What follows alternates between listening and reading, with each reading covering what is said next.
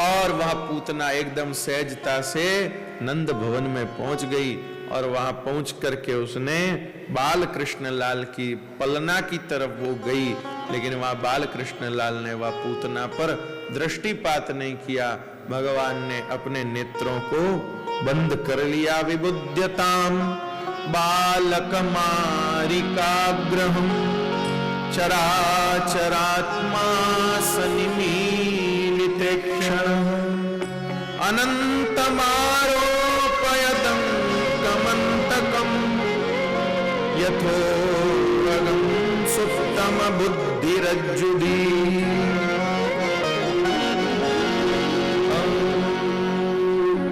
विबुध्यताम बालक मारिकाग्रम पूतना पहुंची और वहां पूतना भगवान के पलना के पास गई। ठाकुर जी ने नेत्र बंद कर लिए। अब ठाकुर जी ने जो अपने नेत्र बंद किए उसके कई सारे सुंदर सुंदर भाव आचार्य संत आदि बताते हैं। श्री राघवेंद्र सरकार कृपानाथ, उसके कई सारे सुंदर सुंदर भाव आचार्यों ने चर्चा करी है। सबसे पहले आप सभी वैष्णव वृंद बैठे हैं, इसलिए श्री महाप्रभु जी का कहा हुआ भाव आपसे कह रहे हैं। सबसे पहले आचार्य चरण कहते हैं कि अविद्या ही पूतना है। अविद्या क्या, इसकी चर्चा अपने पहले दिन की कि दूसरे दिन की कथा में हो रखी है। तो पूतना अविद्या का रूप है और भगवान की दृष्टि पड़ने से अविद्या का नाश हो जाता है। तो ठाकुर जी ने सोचा मेरी दृष्टि पड़ेगी, पूतना की अविद्या का नाश हो जाएगा, और जब पूतना की अविद्या का नाश हो जाएगा फिर पूतना मेरे को मारेगी नहीं, फिर तो ये मेरी आरती पूजा करके चली जाएगी। इसलिए ना तो नजर पड़े, ना विद्या का नाश हो, और ना फिर ये कहीं जाएगी। एक भाव ऐसा। दूसरा, ठाकुर जी ने शर्म के मारे आंखें बंद कर ली। अब भाई इनको शर्म काहे की आ गई? ठाकुर जी को शर्म इस बात की आ गई, कृपानाथ ठाकुर जी को शर्म इस बात की आ गई कि भाई राम अवतार में भी सबसे पहले स्त्री को ही मारा और कृष्ण अवतार में भी यही आ गई, तो कहीं ऐसी धारा ना बन जाए कि भगवान जब भी अवतार लेते सबसे पहले मुहूर्त एक स्त्री से ही करते, तो ये तो ठीक नहीं रहेगा। इसलिए संकोच हो रहा है ठाकुर जी को कि क्या करें, कोई और आता तो ठीक था, लेकिन अब क्या करें, सामने यही आ गया। कृपानाथ भगवान ने मन में विचार किया कि मैंने तो सोचा था गोकुल में जा रहा हूं, दूध दही माखन मिश्री खाऊंगा, मुझे क्या पता था कि यहां जाते ही इस जहर से पाला पड़ेगा। तो श्री ठाकुर जी शंकर भगवान को याद कर रहे हैं नेत्र बंद करके कि आप इस विष का समाधान आप देखिए। कृपानाथ करुणा निधान, भगवान के जो नेत्र हैं वो राजहंस का स्वरूप है। ठाकुर जी के जो नेत्र हैं वो राजहंस का स्वरूप है। राजहंस क्या होते हैं? राजहंस जो सिर्फ मोती को ही आहार के रूप में ग्रहण करते हैं, उनका भोजन है तो मोती है। वो भूख से व्याकुल हो जाएंगे, मर जाएंगे, लेकिन मोती के अलावा और कोई दूसरा आहार कभी भी नहीं खाएंगे। ऐसे ही भगवान के जो नेत्र इस प्रकार के हैं कि जिनके चित्त में अत्यंत प्रेम हो, अनुराग हो, उन्हीं पर वो नेत्र रीझते हैं। बाकी मन में छल कपट द्वंद आदि भरा हो, उन पर वो नेत्र रीझते नहीं, उन पर वो नेत्र रीझते नहीं है। तो इसलिए उन राजहंस नेत्रों ने कहा कि इस पूतना के मन में तो कपट भरा है, सो हम इन पे रीझने वाले नहीं हैं। इसलिए भैया भगवान के पास जब भी जाएं, छल कपट द्वंद आदि सब दूर रख के जाएं। वहां क्या कुछ चलना तो है नहीं, फिर रख के ले जाने मतलब ही क्या? कपट का मतलब क्या होता है? अपने कर्मों पे पर्दा डाल के जाना। लेकिन भगवान के आगे कितने ही पर्दे हों, कुछ होना तो है नहीं। वे तो सब गटगट की जानते हैं। फिर वहां कपट करने की जरूरत ही क्या है? जैसे हो वैसे आओ, भगवान राजी होते हैं। कृपानाथ। अब भगवान की दृष्टि में या तो करुणा है या फिर उग्रता है। तो भगवान ने सोचा कि या तो देखूंगा तो करुणा होगी, करुणा होगी तो फिर इसको मार नहीं सकता, करुणा वाली नजर से देखूं तो इसको मार नहीं सकता, और उग्रता वाली नजर से देखूं तो यह भी भस्म हो जाएगी। जबकि मुझे इसके साथ थोड़ा सा अभी लीला करनी, इंडा खावना है हाल, तो इसको मारें कैसे? इसलिए भगवान ने कहा कि आंख बंदी रखते हैं। कृपानाथ। कृपानाथ। स्त्री जो होती है उसका जो वात्सल्य स्वरूप है वो निश्चल होता है, मतलब उसमें कोई छल नहीं होता, उसमें कोई ठगी नहीं होती।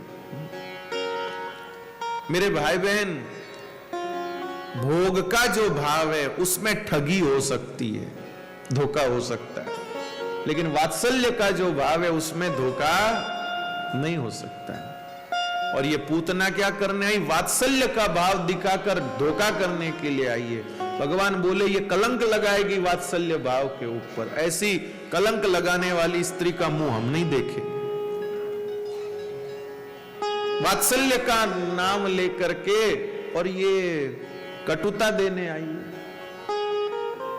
जहां वात्सल्य होता है वहां मृदुता दी जाती है, कटुता थोड़ी दी जाती है। तो इसलिए भगवान ने दृष्टिपात नहीं किया। कृपानाथ।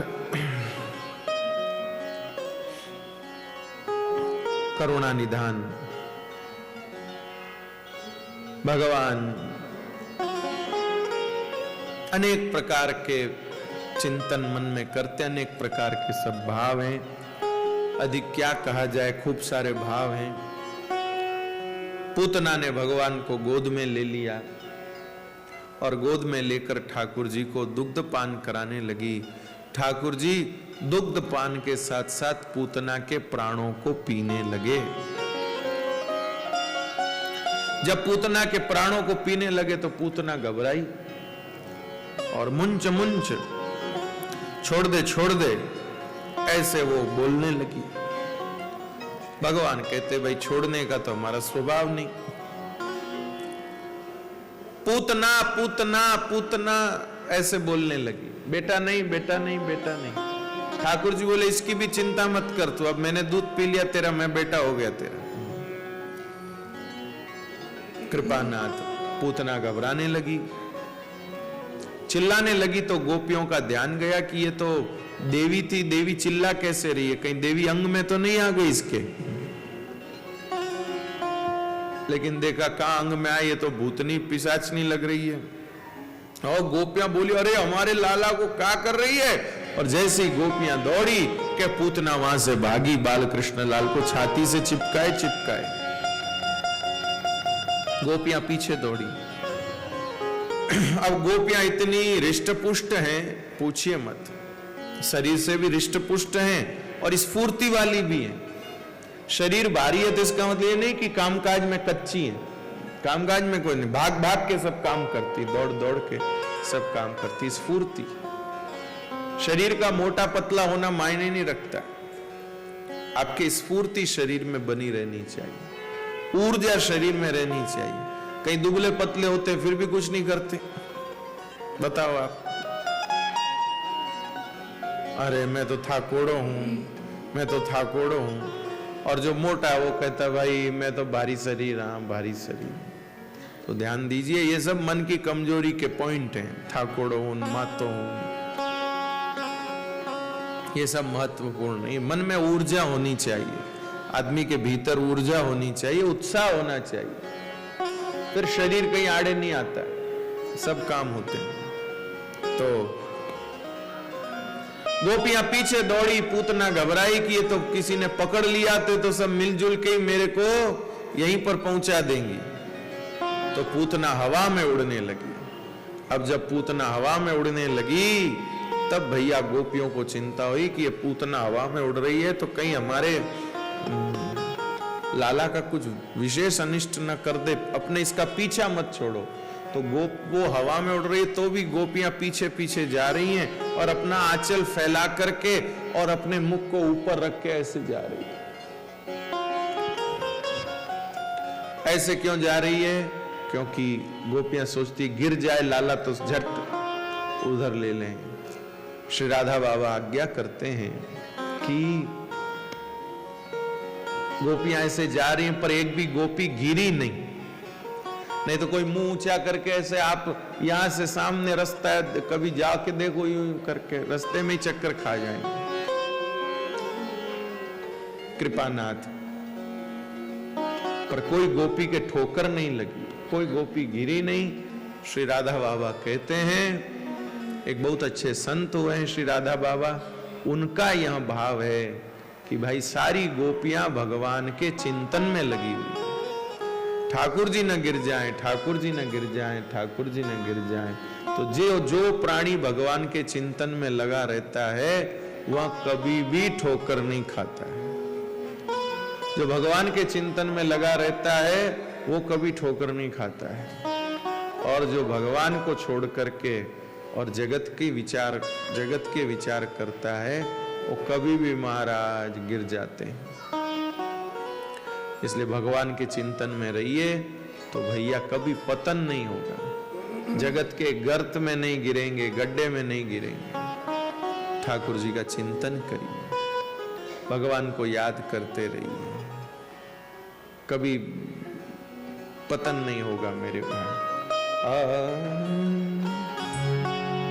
है मारा गट मां विराजता श्रीनाथ जी, यमुना जी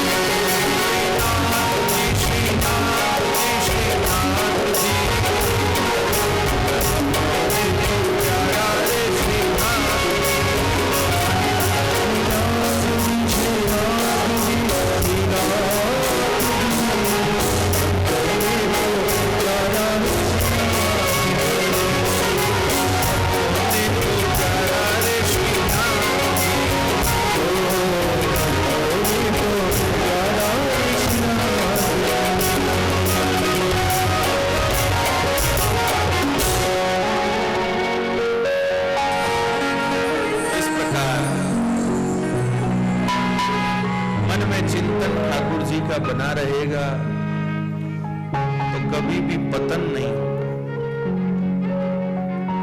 कभी भी गिरेंगे नहीं भाई। यह विचार सावधान करेंगे, यह चिंतन सावधान करेगा। कृपानाथ अब वह पुतना भगवान को लेकर उड़ते उड़ते सोचती है, क्यों न मैं इस बालक को मथुरा ले जाऊं, कंस को सौंप दूं, कंस खुश हो जाएगा, कंस खुश हो जाएगा और खुश होकर के मुझे पुरस्कृत करेगा।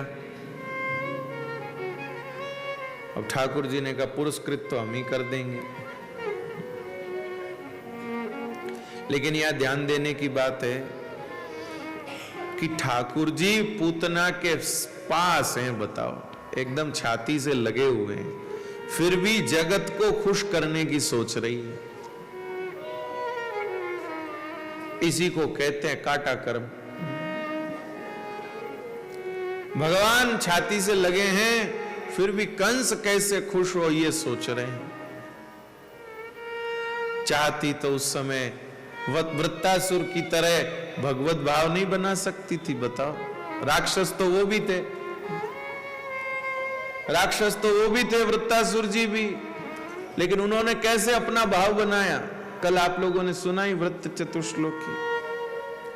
तो पूतना भी वैसा भाव नहीं बना सकती थी, पर क्या करें। मेरे भाई बहन माफ कर दीजिएगा, लेकिन क्या हम भी कहीं कहीं पूतना के जैसे नहीं हो जाते हैं?